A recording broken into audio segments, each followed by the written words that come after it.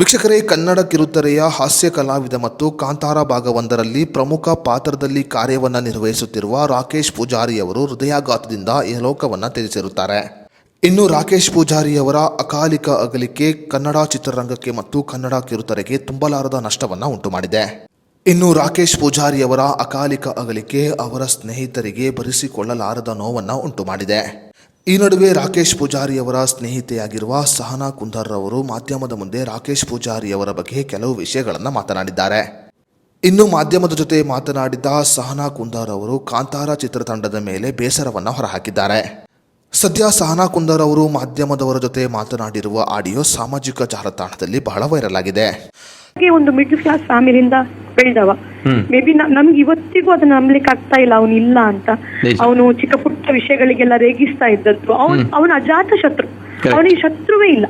ನಾನು ಇತ್ತೀಚೆಗೆ ಕೆಲವು ಸಲ ಈ ಫ್ರೆಂಡ್ಸ್ ಜಗಳ ಮಾಡಿ ನನ್ಗೆ ಯಾವಾಗ್ಲೂ ಹೇಳೋಣ, ಅವನು ದುಡ್ಡು ಮಲ್ಪುನ ಮಲ್ಲ ವಿಷಯ ಹತ್ತಿಯ ಬುದ್ಧರ್ ಮಲ್ಲ ವಿಷಯ ಹತ್ತ ನಮ್ಮ ರೇಡಲ ಗಲಾಟೆ ಮಲ್ಪರಬಲ್ಲಿ ನಮ್ಮ ಡಿಪ್ಪೋಡು ಇಪ್ಪುನ ಹತ್ತಿನ ಇದನ್ನ ಯಾವಾಗ್ಲೂ ನನಗೆ ಹೇಳ್ತಾ ಇದ್ದ. ನನಗೆ ಒಂಥರ ಗುರು ತರ ಅವನು. ನನಗೆ ಯಾವಾಗ್ಲೂ ಅದನ್ನ ಗೊಣಗ್ತಿದ್ದ. ಮೇ ಬಿ ಇವತ್ತು ನಮ್ಗೆ ಅವನ್ ಇಲ್ಲ ಅಂತ ಅದನ್ನ ನಂಬಲಿಕ್ಕೆ ಅಸಾಧ್ಯ. ಮೇ ಬಿ ಅವನ ತಂಗಿ ಬಗ್ಗೆ ತುಂಬಾ ಕನ್ಸಿತ್ತು ಅವನಿಗೆ. ಅವನು ಆದಾಗ ಕೂಡ ಅದ್ರ ಹಣ ಕೂಡ ಅವಳ ಹೆಸರಲ್ಲೇ ಡೆಪಾಸಿಟ್ ಇಟ್ಟದ್ದು ನಮ್ಗೆ ಗೊತ್ತಿದೆ. ಅದೊಂದು ದೊಡ್ಡ ಕನಸು. ಅವನ ಅಪ್ಪ ಕೊರೋನಾ ಟೈಮಲ್ಲಿ ತೀರ್ಕೊಳ್ತಾರೆ. ಆ ಟೈಮಲ್ಲಿ ತುಂಬಾ ಡಿಪ್ರೆಸ್ ಹೋಗಿದ್ದ. ಆಮೇಲೆ ಅವನಿಗೊಂದು ಆಕ್ಸಿಡೆಂಟ್ ಕೂಡ ಆಗಿತ್ತು. ಮುಖದ ಪೂರ್ತಿ ಪಾರ್ಟ್ ಫುಲ್ ಚಚ್ಚಿ ಹೋಗಿತ್ತು. ಸರ್ಜರಿ ಎಲ್ಲ ಆದಾಗ ಅದಕ್ಕೂ ತುಂಬಾ ಲಕ್ಷಗಟ್ಲೆ ಖರ್ಚಾಗಿತ್ತು.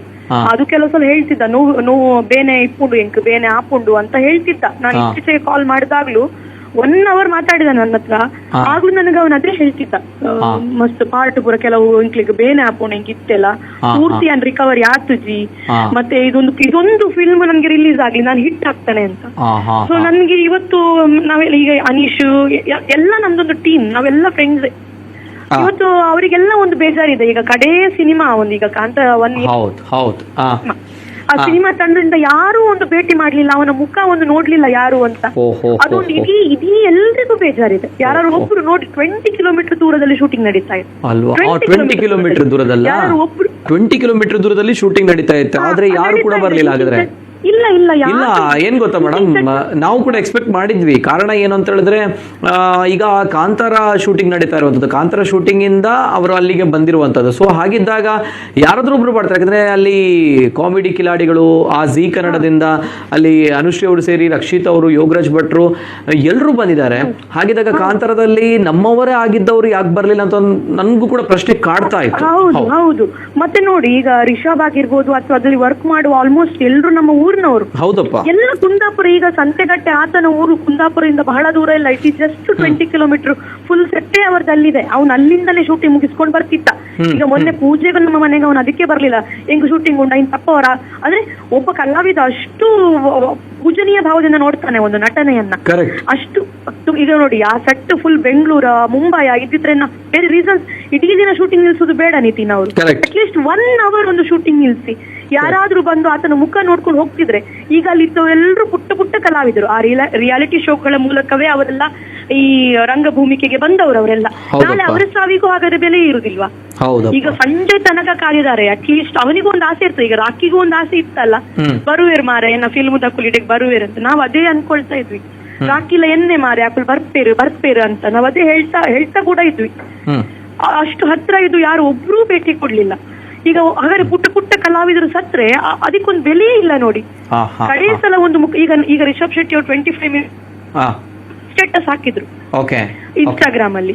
ನನ್ಗೆ ಗೊತ್ತಿಲ್ಲ ಅವ್ರು ಎಲ್ಲಿದಾರ, ಅವ್ರದ್ದು ಏನೋ ಪರ್ಸನಲ್ ನಮ್ಗೆ ಗೊತ್ತಿರುದಿಲ್ಲ. ನಾವು ಅಷ್ಟು ದೊಡ್ಡ ಟಚ್ ಅಲ್ಲ. ಮತ್ತೆ ಏನ್ ಹೇಳ್ತಾರೆ, ಹೊಂಬಾಳೆ ಪ್ರೊಡಕ್ಷನ್ಸ್ ಅಷ್ಟು ದೊಡ್ಡ ಯಾರು ಒಬ್ರು ಇಬ್ರು ಆ ಸೆಟ್ ಇಂದ ಒಬ್ರು ಬಂದು ನೋಡ್ತಿದ್ರು.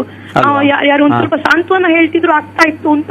ನಮ್ಗೆ ಎಲ್ಲಾ ಸ್ನೇಹಿತರ ವರ್ಗಕ್ಕೂ ನಮ್ಗೆ ಅದೊಂದು ಅನ್ಸಿದ್ದುಂಟು. ರಾಕೇಶ್ ಪೂಜಾರಿ ಅವರು ಮೂಲತಃ ಕುಂದಾಪುರದವರಾದ ಕಾರಣ ರಾಕೇಶ್ ಪೂಜಾರಿ ಅವರು ಕಾಂತಾರ ಚಿತ್ರದಲ್ಲಿ ಸ್ಥಾನವನ್ನು ಪಡೆದುಕೊಂಡಿದ್ದರು. ಇನ್ನು ಕಾಂತಾರ ಚಿತ್ರದಲ್ಲಿ ಪ್ರಮುಖ ಪಾತ್ರದಲ್ಲಿ ಕಾರ್ಯವನ್ನು ನಿರ್ವಹಿಸುತ್ತಿದ್ದ ರಾಕೇಶ್ ಪೂಜಾರಿ ಅವರು ಅಕಾಲಿಕವಾಗಿ ಇಹಲೋಕವನ್ನು ತ್ಯಜಿಸಿದ್ದಾರೆ. ರಾಕೇಶ್ ಪೂಜಾರಿ ಅವರು ಅಕಾಲಿಕವಾಗಿ ಇಹಲೋಕವನ್ನು ತ್ಯಜಿಸಿದರೂ ಕೂಡ ಕಾಂತಾರ ಚಿತ್ರತಂಡದ ಯಾವುದೇ ಕಲಾವಿದರು ರಾಕೇಶ್ ಪೂಜಾರಿ ಅವರ ಅಂತಿಮ ದರ್ಶನವನ್ನು ಮಾಡಲು ಬರಲಿಲ್ಲ. ಅದೇ ರೀತಿಯಲ್ಲಿ ಕುಂದಾಪುರದವರಾದ ರಿಷಬ್ ಶೆಟ್ಟಿ ಅವರು ಕೂಡ ರಾಕೇಶ್ ಪೂಜಾರಿಯವರ ಅಂತಿಮ ದರ್ಶನವನ್ನು ಮಾಡಲು ಬರಲಿಲ್ಲ. ಇನ್ನು ರಾಕೇಶ್ ಪೂಜಾರಿ ಅವರ ಮನೆಯಿಂದ ಕಾಂತಾರ ಚಿತ್ರತಂಡದ ಶೂಟಿಂಗ್ ನಡೆಯುತ್ತಿರುವ ಜಾಗಕ್ಕೂ ಕೇವಲ 20 ಕಿಲೋಮೀಟರ್ ಅಂತರವಿದೆ. ಶೂಟಿಂಗ್ ನಿಲ್ಲಿಸುವ ಅಗತ್ಯವಿರಲಿಲ್ಲ. ಆದರೆ ಒಮ್ಮೆ ಬಿಡುವು ಮಾಡಿಕೊಂಡು ರಾಕೇಶ್ ಪೂಜಾರಿ ಅವರ ಅಂತಿಮ ದರ್ಶನವನ್ನು ಕಲಾವಿದರು ಮಾಡಬಹುದಾಗಿತ್ತು. ಆದರೆ ಕಾಂತಾರ ಚಿತ್ರದ ಯಾವೊಬ್ಬ ಕಲಾವಿದರು ಕೂಡ ರಾಕೇಶ್ ಪೂಜಾರಿ ಅವರ ಅಂತಿಮ ದರ್ಶನವನ್ನು ಮಾಡಲಿಲ್ಲ ಎಂದು ಸಹನಾ ಕುಂದರ್ ಅವರು ಬೇಸರವನ್ನು ಹೊರಹಾಕಿದ್ದಾರೆ. ಸದ್ಯ ಸಹನಾ ಕುಂದರ್ ಅವರು ರಾಕೇಶ್ ಪೂಜಾರಿ ಮತ್ತು ಕಾಂತಾರ ಚಿತ್ರತಂಡದ ಬಗ್ಗೆ ಮಾತನಾಡಿರುವ ಆಡಿಯೋ ಬಹಳ ವೈರಲ್ ಆಗಿದ್ದು, ನೀವು ಕೂಡ ಆ ಆಡಿಯೋವನ್ನು ಕೇಳಬಹುದಾಗಿದೆ.